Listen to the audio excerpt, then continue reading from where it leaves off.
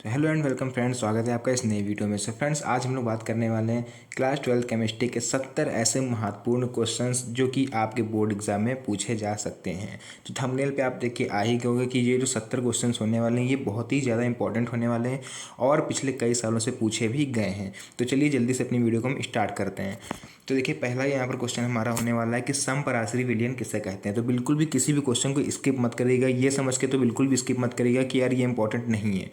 कोई भी question board exam में आ सकता है। मेरा एक्सपीरियंस ये कहता है, जो जैसे कि मेरे साथ हुआ था और मैंने भी खुद अपना जैसे एग्ज़ाम दिया था वही एक्सपीरियंस मैं आप लोग के साथ शेयर कर रहा हूँ कि कोई भी क्वेश्चन स्किप मत करिएगा।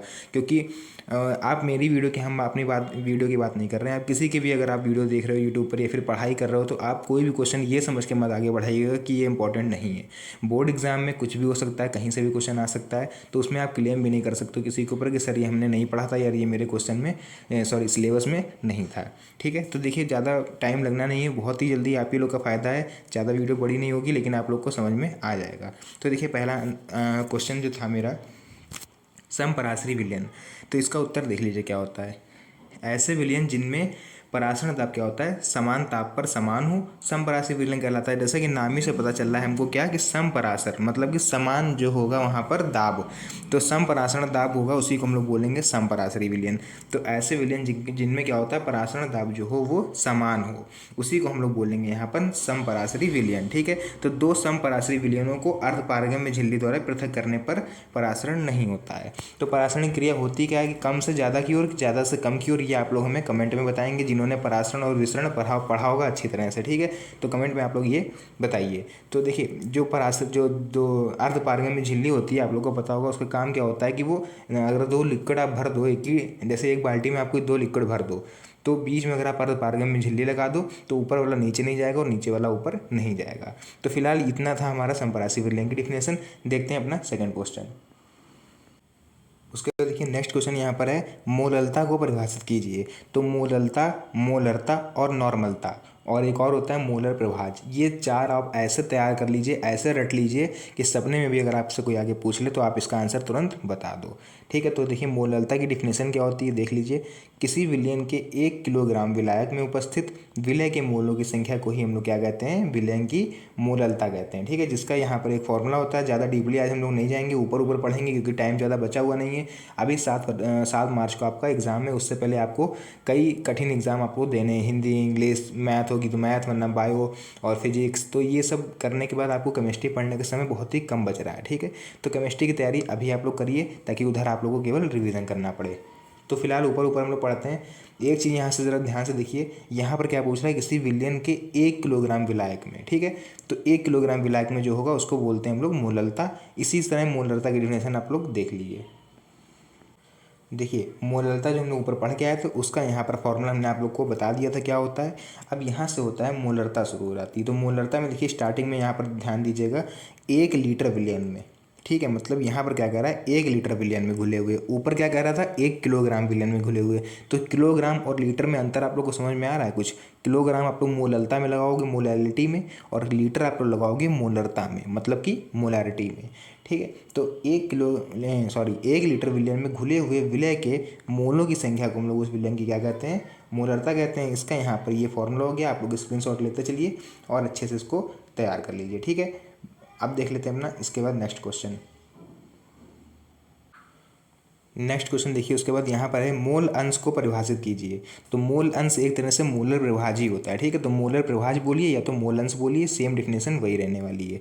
तो मोल अंश देखिए क्या होता है, विलयन में उपस्थित किसी एक घटक या अवयव के मोलों की संख्या, मतलब जो विलयन में उपस्थित किसी एक घटक के मोलों की संख्या या फिर विलय एवं विलायक के कुल मोलों की संख्या के अनुपात को ही हम लोग क्या कहते हैं, उस विलयन का मोलर अंश या फिर मोलर प्रभाज कहते हैं। इसको हम लोग रिप्रेजेंट किससे करते हैं, एक्स से हम लोग इसको रिप्रेजेंट करते हैं।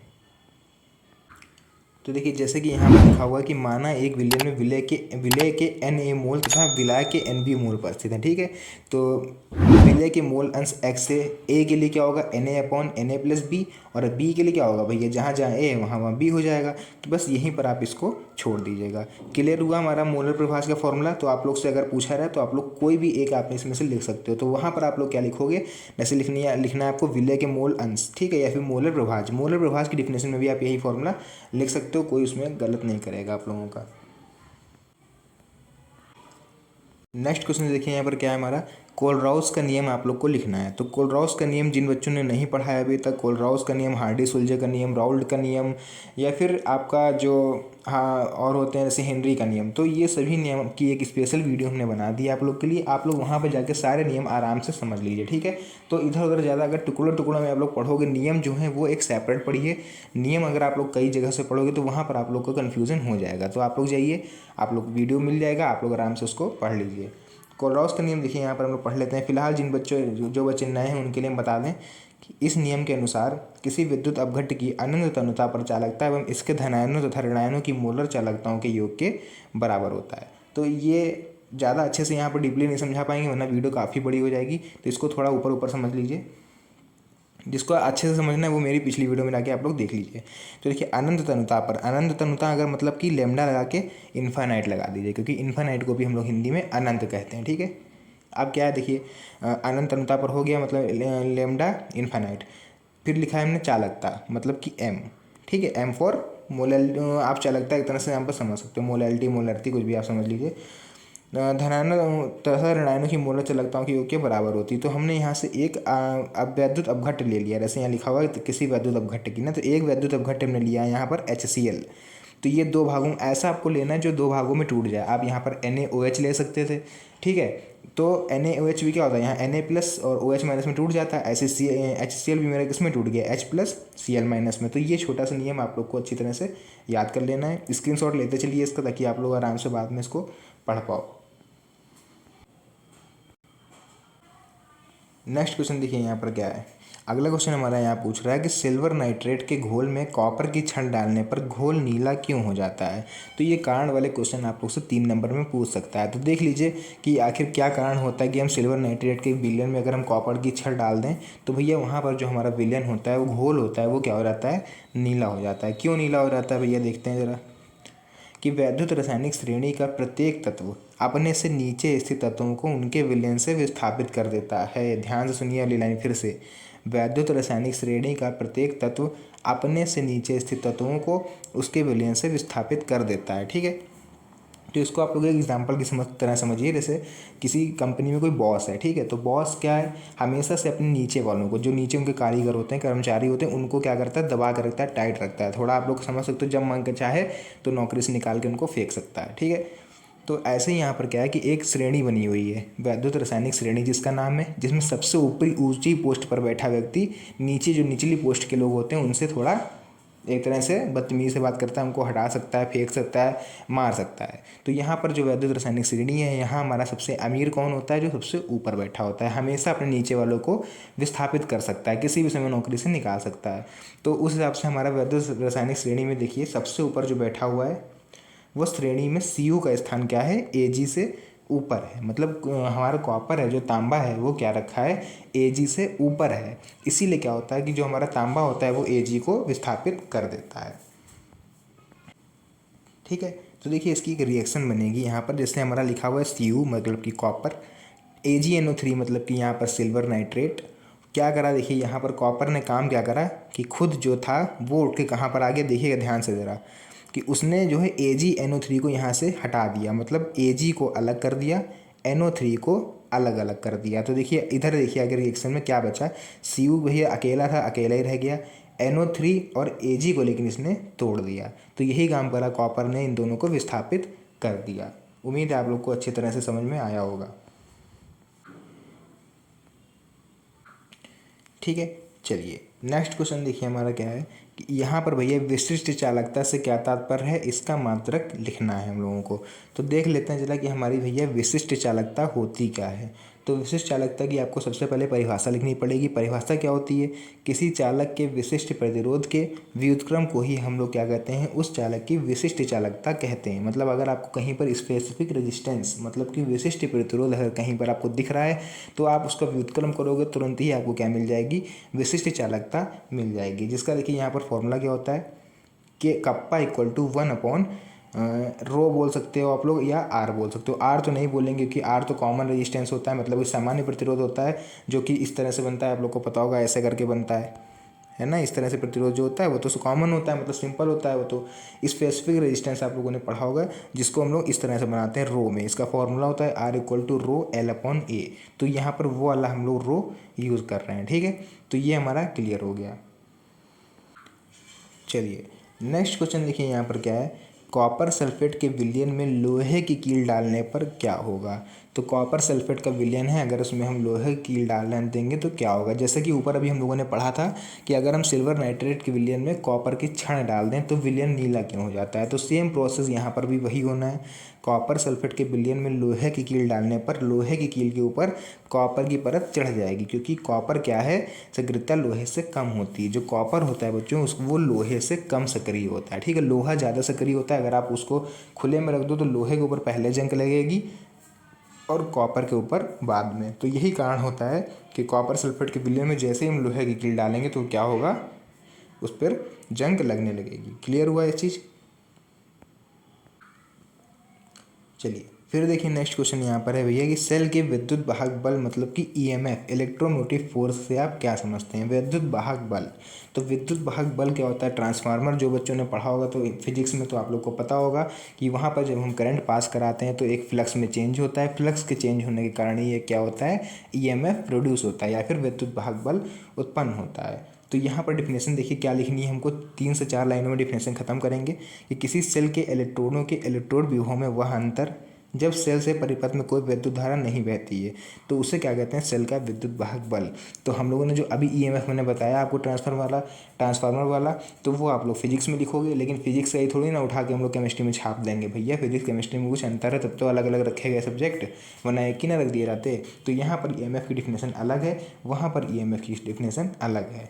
यहाँ पर क्या है कि किसी सेल के इलेक्ट्रोडों के इलेक्ट्रोड विभव में वह अंतर जब सेल से परिपथ में कोई विद्युत धारा नहीं बहती है। तो ठीक है, तो वही क्या कहलाता है, हमारा विद्युत वाहक बल यानी कि ईएमएफ कहलाता है।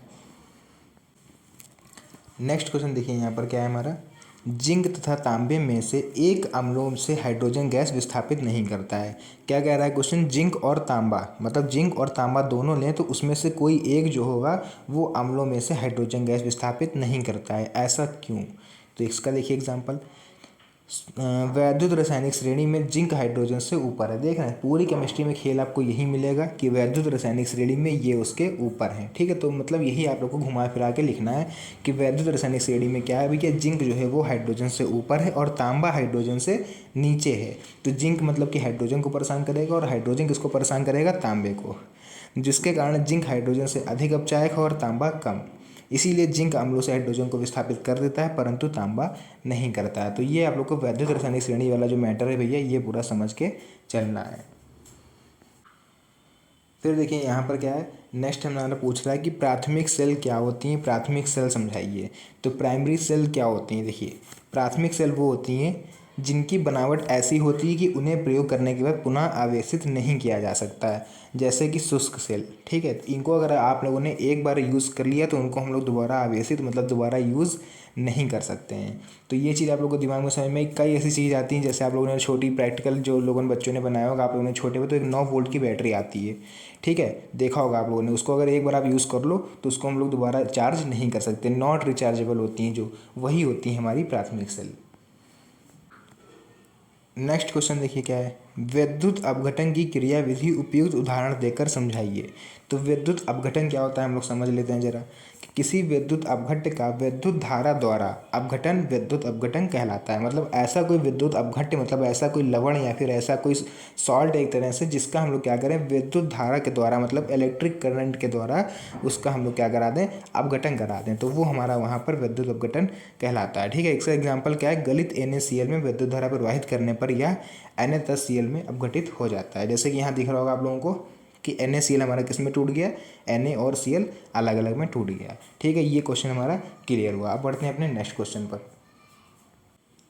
उसके बाद देखिए हमारा नेक्स्ट क्वेश्चन यहाँ पर पूछ रहे हैं कि प्रथम कोटि की अभिक्रिया हमको यहाँ पर समझानी है कि प्रथम कोटि की अभिक्रिया भैया क्या होती है। तो देख लेते हैं जरा हम लोग प्रथम कोटि की अभिक्रिया क्या होती है। वे अभिक्रियाएं जिनमें अभिक्रिया का वेग अभिकारक अणुओं की सांद्रता के गुणनफल की प्रथम घात के समानुपाती होता है। बड़ा टेढ़ा मेढ़ा लग रहा होगा आप लोग को सुनने में, अरे ये कैसी डिफिनेशन है, हटाओ भैया हटाओ नहीं। 3 या 4 नंबर में देते हैं, जब अगर इसका फॉर्मूला लिखने के लिए दे दिया आपको तो 3 नंबर में, अगर केवल ऐसी डिफिनेशन दे दी तो 2 नंबर में देंगे। ठीक है, ज़्यादा कठिन नहीं, कुछ एक बार याद कर लीजिए, क्योंकि प्रथम कोटि शून्य कोटि की अभिक्रिया लगभग आप लोग को सेम मिलेंगी। ठीक है, वे अभिक्रियाएं जिनमें अभिक्रिया का वेग अभिकारक अणुओं की सांद्रता के गुणनफल की प्रथम घात के समानुपाती होता है, तो उसी को हम लोग बोलते हैं प्रथम कोटि की अभिक्रिया।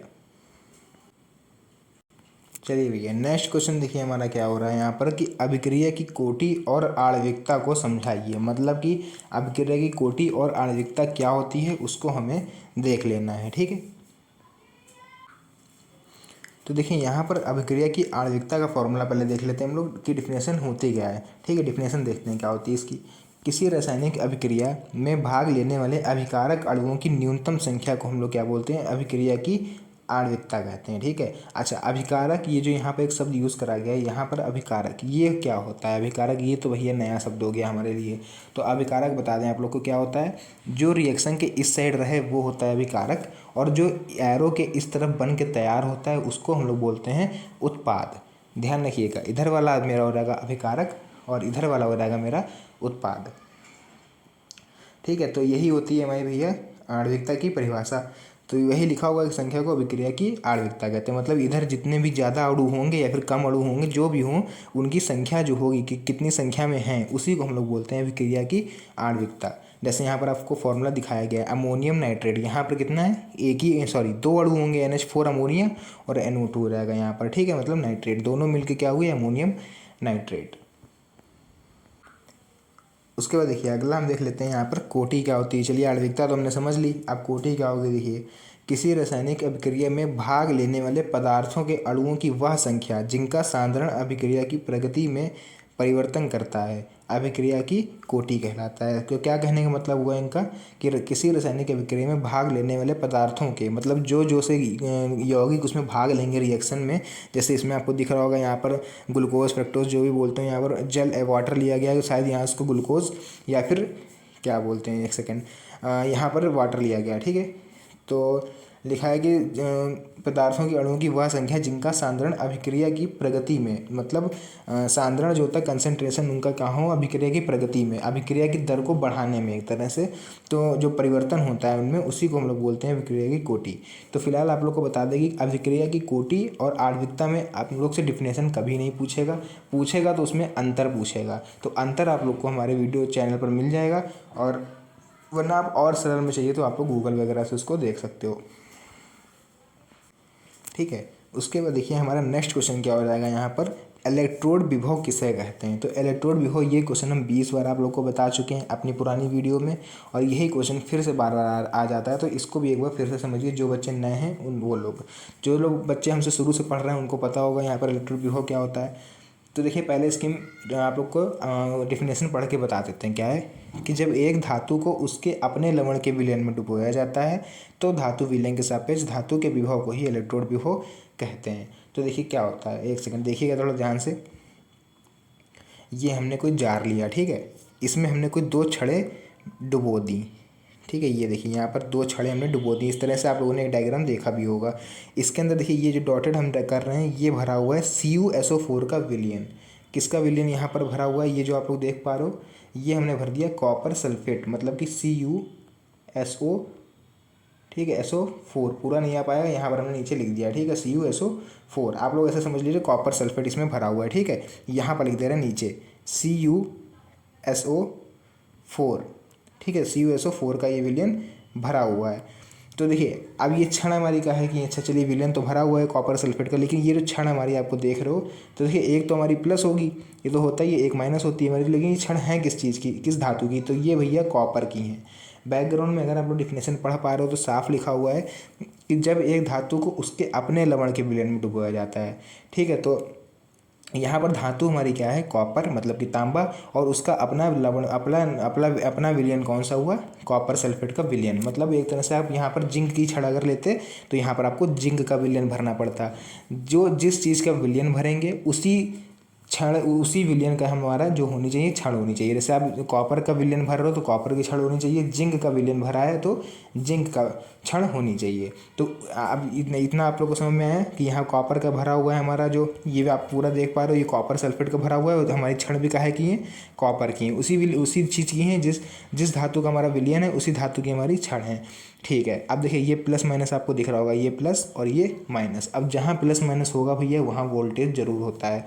ठीक है, तो वोल्टेज जरूर होता है, तो इस छड़ में और इस पानी के, मतलब एक तरह से ये छड़ जो दोनों हैं, इन छड़ों के बीच और इस पानी के बीच जो विभव उत्पन्न होगा उसी को हम लोग बोलेंगे इलेक्ट्रोड विभव। समझ में आ गया होगा आप लोग को अच्छी तरह से। बढ़ते हैं नेक्स्ट क्वेश्चन की तरफ। नेक्स्ट क्वेश्चन देखिए उसके बाद क्या है, जिंक यहाँ पर लिखा हुआ है, जिंक कॉपर सल्फेट के विलयन से Cu को विस्थापित कर देता है जबकि सिल्वर ऐसा नहीं कर पाता है, क्यों। तो भैया बार बार आप लोग खुद देख लीजिए किस तरह से घुमा घुमा के क्वेश्चन पूछे जा रहे हैं, लेकिन कारण सब में मैटर वही है, विद्युत रासायनिक श्रेणी वाला, कि जिंक का स्थान कॉपर से ऊपर है तो जिंक क्या करेगा, कॉपर से अधिक सक्रिय होगा, इसलिए कॉपर सल्फेट का विलयन जो होगा वो Cu को विस्थापित कर देगा। सिंपल चीज़ है, आप लोग एक बार इसको दिमाग में बैठा लीजिए, फिर ऐसा कोई भी अगर आप लोग के सामने क्वेश्चन आ रहा है तो आप लोग उसको आसानी से कर पाओगे। उसके बाद देखिए नेक्स्ट क्वेश्चन हमारा क्या बनना है, देखिए ध्यान से आराम से पढ़ते चलिए, अभी कोई परेशानी की बात नहीं है, आराम से दिन पढ़ें आप लोग, अच्छे से अगर पढ़ोगे तो सभी लोग पास हो जाओगे। ठीक है, तो बिल्कुल ही एक तरह से अपने दिमाग पे प्रेशर ना रखिए बोर्ड एग्जाम का, क्योंकि ज़्यादा हुआ नहीं होता है बोर्ड एग्जाम। जैसे आपके स्कूल एग्जाम होते हैं वैसे ही बोर्ड एग्जाम होते हैं, बस फ़र्क ये होता है कि सेंटर आपका, अगर बॉयज़ हो आप लोग तो बाहर जाता है, गर्ल्स हो तो आपका सेंटर भी वहीं रहता है। गर्ल्स के लिए तो बिल्कुल परेशानी की बात नहीं है, बस थोड़े बहुत जो टीचर होते हैं वो चेंज होते होंगे बस। ठीक है, तो और प्रेशर तो होता ही है भैया, क्योंकि एग्ज़ाम पेपर जो बन के आता है वो बाहर से बन के आता है, स्कूल कॉलेजों में होता है तो वो आप ही के टीचर बनाते हैं और कॉपी वहीं चेक कर लेते हैं। लेकिन बोर्ड एग्ज़ाम का थोड़ा यही चीज़ थोड़ी अलग होती है कि पेपर भी बाहर से आता है, कॉपी भी अलग ही चेक होती है, इसीलिए बच्चों के दिमाग में थोड़ा प्रेशर होता है। चलिए खैर, अपना जैसे तैयारी मजबूत रखिए, पेपर सबका बढ़िया ही जाना है। ठीक है, आंसर देख लेते हैं इसका क्या होता है। अणुसंघ गुणधर्म पूछा है यहाँ पर, तो अणुसंघ गुणधर्म होता क्या है, विलयन के वे गुण जो वाष्प दाब के अवनमन से संबंधित होते हैं। ठीक है, वो ऐसे गुण विलयन के जो क्या होता है, वाष्प दाब के अवनमन से संबंधित होते हैं, तथा जो विलयन में उपस्थित विलय के कणों की संख्या पर भी निर्भर करते हैं। जो क्या हों, जो विलयन में हमारे विलय हों। विलयन क्या होता है, जैसे आप लोग शक्कर और पानी को मिला दो पूरा वो हो जाएगा विलयन। ठीक है, आप शक्कर को पानी में डाल लो तो वहाँ पर शक्कर हमारी क्या हो जाएगी, विलेय, और पानी क्या हो जाएगा, विलायक। ठीक है, कणों की, ताकि विलय के कणों की प्रकृति पर विलयन के अणुसंघ गुणधर्म कहलाते हैं। तो ये पूरी डिफिनेशन आप लोग स्क्रीनशॉट लीजिए, आराम से फुर्सत से बैठ कर इसको पढ़िएगा, अच्छे से याद कर लीजिएगा। फिर देखिए यहाँ पर क्या है कि उसके एग्जाम्पल पूछे गए थे ना, कि उदाहरण सहित बताइए अणुसंघ गुणधर्म क्या होता है। तो अणुसंघ गुणधर्म के यहाँ पर कुछ एग्जाम्पल आप लोग को दिख रहे होंगे, जैसे कि पहला हमारा होता है भैया वाष्प दाब का अपेक्षिक अवनमन, दूसरा होता है क्वथनांक में उन्नयन, हिमांक में अवनमन और परासरण दाब। ये चार हमारे एग्जाम्पल होते हैं किसके, अणुसंघ गुणधर्म के। नेक्स्ट क्वेश्चन देखिए यहाँ पर हमको लिखना है मानक इलेक्ट्रोड विभव क्या होता है। ठीक है, मानक इलेक्ट्रोड विभव हम लोगों ने अभी केवल पढ़ा इलेक्ट्रोड विभव। ठीक है, जिसमें हम कॉपर की छड़ डाल रहे थे कॉपर के विलयन में, यहाँ पर आ गया उससे थोड़ा अलग मानक इलेक्ट्रोड विभव। तो ये क्या होता है भैया देख लेते हैं। किसी धातु की छड़ को 25 डिग्री सेल्सियस पर 1 मोलर धातु आयन सांद्रता के विलयन में डुबोने पर धातु और विलयन के मध्य जो विभवांतर उत्पन्न होता है उसी को हम लोग मानक इलेक्ट्रोड विभव कहते हैं। कहने का क्या मतलब है, किसी धातु की छड़ को 25 डिग्री सेल्सियस पर, मतलब किसी भी धातु की छड़ हो, कॉपर की हो, जिंक की हो, किसी भी चीज़ की हो, लेकिन टेम्परेचर कितना होना चाहिए, 25 डिग्री सेल्सियस। किसका, छड़ का नहीं, छड़ का नहीं, जिस विलयन में आपको डुबोना है उसका, उस विलयन का टेम्परेचर होना चाहिए 25 डिग्री सेल्सियस। ठीक है, तो उसमें हम क्या करेंगे, मोलर धातु आयन सांद्रता के विलयन में डुबो देंगे। किसी भी मतलब जो मोलर आयन सांद्रता वाला जो विलयन होगा, सांद्रता मतलब कंसनट्रेट विलयन जो होगा, उसमें हम किसी भी धातु की छड़ को अगर डुबो दें, शर्त यह है कि टेम्परेचर 25 डिग्री सेल्सियस होना चाहिए। तो वहाँ पर जो विलयन के और छड़ के मध्य जो वोल्टेज उत्पन्न होगा, वहाँ पर उसको हम लोग बोलेंगे मानक इलेक्ट्रिक विभव, और उसको रिप्रेजेंट करेंगे हम लोग E0 से। नेक्स्ट क्वेश्चन उसके बाद, प्रबल और दुर्बल वैद्युत अपघट्ट को समझाइए। तो पहले हम लोग देख लेंगे प्रबल वैद्युत अपघट्ट क्या होते हैं। तो ऐसे वैद्युत अपघट्य जो जलीय विलयन में या अन्य ध्रुवीय विलायकों के साथ बने विलयन में लगभग पूर्णतः आयनित हो जाते हैं। तो आपको और सरल में लिखना है तो आप ऐसे लिखिए केवल कि वे वैद्युत अपघट्य जो जलीय विलयन में ध्रुवीय विलायकों के साथ बने विलयन में लगभग पूर्णतः आयनित हो जाते हैं, वह हमारे प्रबल वैद्युत अपघट्य होते हैं। कुछ एग्जाम्पल लिखे हुए हैं जैसे एज NaCl, ठीक है, sodium chloride, KCl potassium chloride, HCl NaOH, मतलब NaOH मतलब सोडियम हाइड्रोक्साइड। तो ऐसे कुछ एग्जाम्पल हैं जो आप लोग इसको देख लीजिएगा। देखिए नेक्स्ट यहाँ पर क्या है हमारा दुर्बल वैद्युत अपघट्य। तो प्रबल हमने पढ़ा, अभी दुर्बल देख लेते हैं। तो वे वैद्युत अपघट्य जिनका जलीय विलयन में या तो इसको भी आप लोग थोड़ा शॉर्ट में लिखिएगा। वे वैद्युत अपघट्य जिनका जलीय विलयन में विलायकों के साथ बने विलयन में बहुत कम आयनन होता है। अच्छा, प्रबल में क्या था, अधिक आयनन हो रहा था। तो दुर्बल है भैया, कमजोर है तो कम तो होगा ही होगा। तो यहाँ तक कि अत्यधिक तन्यता पर भी पूर्णतः आयनन नहीं होता है, वही हमारे क्या कहलाते हैं, दुर्बल वैद्युत अपघट्य कहलाते हैं। जैसे कि यहाँ पर लिखा हुआ है CH3 COO मेथिल एल्डिहाइड, क्या बोलते हैं इसको आप लोग देखिएगा, NH4OH और H2CO3, ठीक है। तो ये चीज़ हमारी क्या कहलाती है, दुर्बल वैद्युत अपघट्य। चलिए आप लोग को होमवर्क दे रहे हैं, कमेंट में जाके देखें कितने लोग ध्यान से पढ़ रहे हो।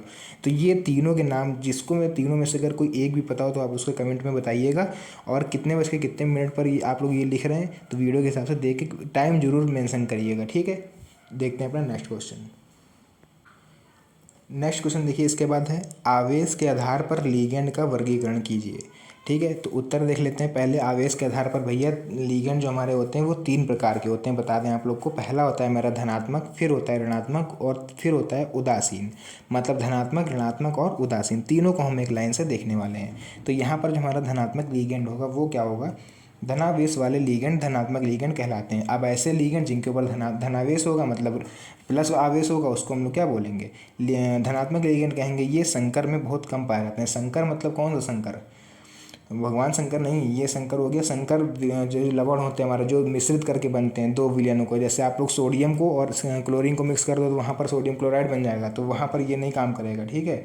ये काम करेगा अपने सिंगल वाले में। जैसे यहाँ पर एग्जाम्पल में आप लोग को दिख रहा होगा, ये होंगे मेरे धनात्मक लिगेंड। उसके बाद देखिए यहाँ पर फिर अगला हमारा है ऋणात्मक लिगेंड। भैया क्या होते हैं देख लो। तो ऋणावेश वाले लिगेंड ऋणात्मक लिगेंड कहलाते हैं, ठीक है। तो ऐसे लिगेंड जिनके ऊपर ऋणावेश होता है, फिर माइनस वाला साइन होता है, उसको हम लोग क्या बोलेंगे, ऋणात्मक आवेश लिगेंड बोलेंगे।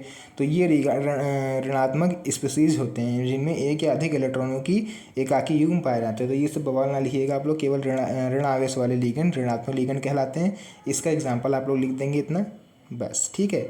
FCl Br CN, cyanide, bromine, chlorine और यहाँ पर जो भी होता हो, ठीक है।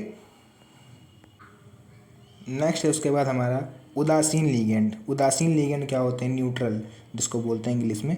ऐसे लिगेंडों पर जिनमें कोई आवेश नहीं होता, ठीक है। तो भैया धनात्मक लिगेंड में क्या था, उनके पास धन आवेश था मतलब प्लस आवेश था। ऋणात्मक में ऋण आवेश था मतलब माइनस वाला था। और यहाँ पर उदासीन में क्या हो जाएगा, जिसमें क्या होगा हमारा, जिसमें कोई आवेश ही नहीं होगा, ठीक है। तो वो हमारे हो जाएंगे उदासीन लिगेंड, जिसका एग्जाम्पल यहाँ पर आप लोग को दिख रहा होगा, H2O NH3CO NO, ठीक है। तो ये होते हैं मेरे उदासीन लिगेंड। मतलब हमारा क्या है, वाटर क्या है भैया, एक नंबर में पूछा जा सकता है क्वेश्चन।